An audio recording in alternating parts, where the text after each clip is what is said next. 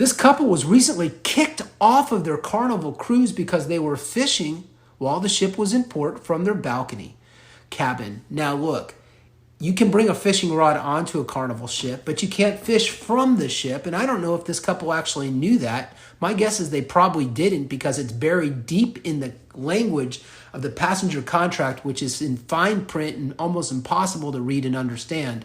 Good luck finding it. But I think that the reason that fishing is not permitted is it can pose a hazard to other passengers, to the crew, and there's a difficult problem of taking fish from one bio community like the Bahamas and bringing it to another community where it can spread disease and things like that. So you're not allowed to do it. You're certainly not allowed to clean fish in your cabin. But let me know what you think. Was this too much of a penalty? And for more information from a lawyer who sues cruise lines for a living, that's me. Hit the plus button and follow. And as always, have a safe cruise.